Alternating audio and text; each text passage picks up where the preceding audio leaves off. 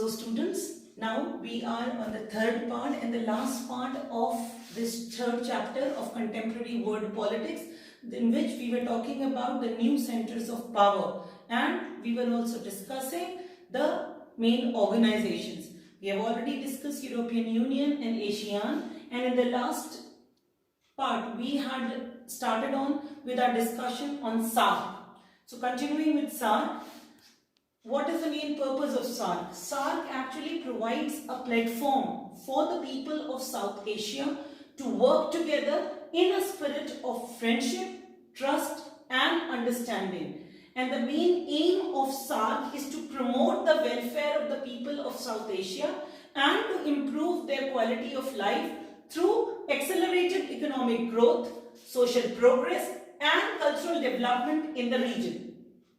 So if we say what is SAARC dedicated to, so SAARC is dedicated to economic, technological, social and cultural development, emphasizing a collective self-reliance. As far as the motto of SAARC is concerned, we can say that it is deeper integration for peace and prosperity. Prosperity with peace. The first SAARC summit was held in Dhaka on the 7th and 8th of December in 1985, and the President of Bangladesh, Mr. Ziaur Rahman, is known as to be the father of SAARC. So if you summarize the objectives of SAARC, so they are to provide all individuals the opportunity to live in dignity and to realize their full potentials, to promote and strengthen collective self-reliance among the countries of South Asia. Furthermore, to contribute to mutual trust, understanding and appreciation of one another's problems, to promote active collaboration and mutual assistance in the economic, social, cultural, technical and scientific field. So in order to, the objective is to strengthen cooperation among each other and with the other developing countries.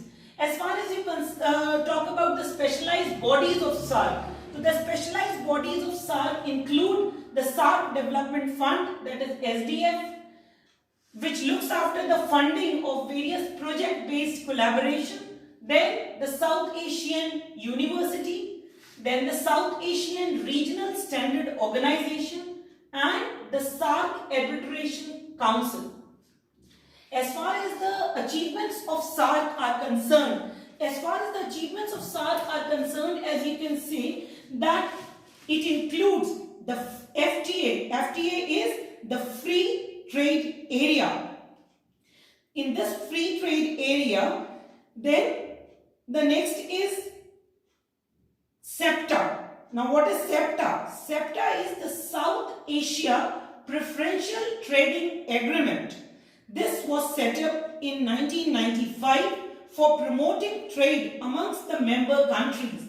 Next is the CEFTA, or a free trade agreement, which was confined to goods but excluding all services like information technology. Agreement was signed to reduce custom duties on all traded goods to zero by the year 2016. The next is the SAARC Agreement on Trade and Services, that is SATIS. It is following the GATS Plus Positive List approach for trade in services liberalization. And finally, the SAARC University, which was established in India. It established a SAARC University in India, a food bank and also an energy reserve in Pakistan. As far as you can easily see the challenges for SAARC. The first challenge is the low frequency of meetings. More engagement is required by the member states, and instead of meeting, biannual meetings should be held annually. Broad area of cooperation, that is, it leads to diversion of energy and resources. Then SEFTA also has limitations in its implementation. The implementation of SEFTA has not been satisfactory. A free trade agreement confined to goods excluding all services like information technology. So there is a lot that has to be done more for making SAARC a more effective organization and to increase its level of involvement in the areas of South Asia. But still, SAARC has proved to be a very influential organization in establishing a level of mutual cooperation among the developing countries. So this was all about SAARC. The next organization we will be talking about is known as BRICS. Actually, BRICS is an acronym. Till 2010, it was only BRIC, that is B for Brazil, R for Russia, I for India, and C for China. Until South Africa joined in 2010, and this became BRICS. So it is an acronym for an association of 5 major emerging national economies. The BRICS members are known for their significant influence on the regional affairs. All of them are members of G20. Since 2009, that is when it was founded, the BRICS nations have met annually at a formal summit. The first BRICS summit was held in Russia on 16th June 2009, and the last, that is the 11th BRICS summit, was held in Brazil on the 13th and 14th of November 2009. As far as the 12th summit is concerned, it was scheduled to be held in Russia in July 2020. But that is, of course, not decided up till now. As of 2018, if we talk about the data that is provided in 2018, these 5 nations had a combined GDP of 18.6 trillion US dollars. And the bilateral relations among the BRICS nations are conducted mainly on the basis of non-interference, equality, and mutual benefit. So if you say what are the key objectives of BRICS, so the key objectives of BRICS is to cooperate and distribute mutual economic benefits among its members. So this was all about this organization BRICS. Then there are a few things we will be talking about more in this chapter, which includes a small study on some nations, some important nations of the world, which includes Russia, Israel, China, India. As far as Russia is concerned, you all must be aware of that it was the largest part of Soviet Union before the disintegration of Soviet Union. And even after the disintegration, it proved to be a very strong successor of USSR. This is because of the huge mineral reserves, natural resources, gases which are there in Russia. Not only this, Russia also has a huge stock of sophisticated weapons, and it is a permanent member of the UN Security Council called P5. We already have done that. Our relationship with Russia has always been on a very friendly note. A peace treaty was also existing for a period of 20 years between India and Russia, and India has always been seen Russia as a very, very close friend. Though in the 90s, India also developed a pro-US strategy, but that did not affect its friendship with Russia. So Russia is a very powerful nation of the world, and its economy has seen various changes after the disintegration. But it still stands as a very, very strong nation with a strong natural resources as well as weapons and other technological advancement. Now I would like to tell you a little about Israel. If you remember in our chapter with our relationships with our neighbors since independence, politics in India since independence, we have talked about India's relationship with Israel also. So Israel has emerged as one of a very powerful nation in the 21st century in terms of science and technology, defense, intelligence, and it has reached new heights of global politics, due to its indomitable defense power.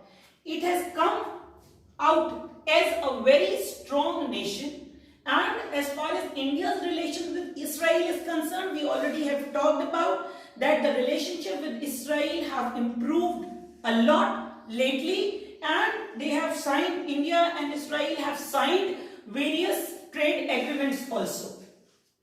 Now, if we talk about India as a nation, then you all know that India got independence in 1947 after a long series of colonial rule and being in under various foreign rules. But since then, India has proved to be a very bright potential country and has really developed quite fast, especially after the economic policy of the 1991, that is, which is stressed on the fact of liberalization, privatization and globalization. India's market were opened for the foreign companies. Many foreign companies were set up in India, which increased the economic situation of India, and India emerged as a very powerful nation. One more thing regarding India is on friendly terms with most of the countries of the world, and in spite of being a nuclear power, it has always stressed on the fact that it will never use its nuclear energy for any violent purpose. It will be only used for peaceful purpose. Moreover, India is a land of diversity or in terms of flora and fauna, and has proved to be a very, very strong democratic country. Despite the economic variations in India, still India is coming up with new development in the field of science and technology, in the field of agricultural research, and in the field of economic progress. So as far as a strong nations, we could say India has emerged as a very strong nation in the group of developing countries it belongs to. Last but not least, before I close down, I would like to tell you short about a very strong country, and that is China. We all know a lot about China. We all know about the recent development and trading conditions in China, how the Chinese goods have really flooded the international market, and in a very small span of time, the Chinese business economy has proved to be one of the strongest of the nation. Mostly in spite of having a, you could say, confined or restricted kind of behavior, still the Chinese economy has proved to be a very, very successful economy. So before I close down for this chapter, I would like to give you all a small assignment. Now, what is that assignment? You will write in detail about the development in. Close down for this chapter, I would like all of you to do a short assignment, and that is, you all will be making an assignment on the rise in the Chinese economy, how China has developed to its present status of being a very, very successful business country, which is producing each and everything possible and is trading and supplying goods to the rest of the world. So you will be writing about the rise of the Chinese economy, and you would also write a short note on it regarding India and China relationships as far as the trading relations are concerned, because the relationship as a neighbors and the wars we have already discussed. So it will be only the change in the trading relations between India and China. Till then, keep studying your chapters, keep staying at home, and make a notes on the basis of whatever has been taught. Till then, stay safe.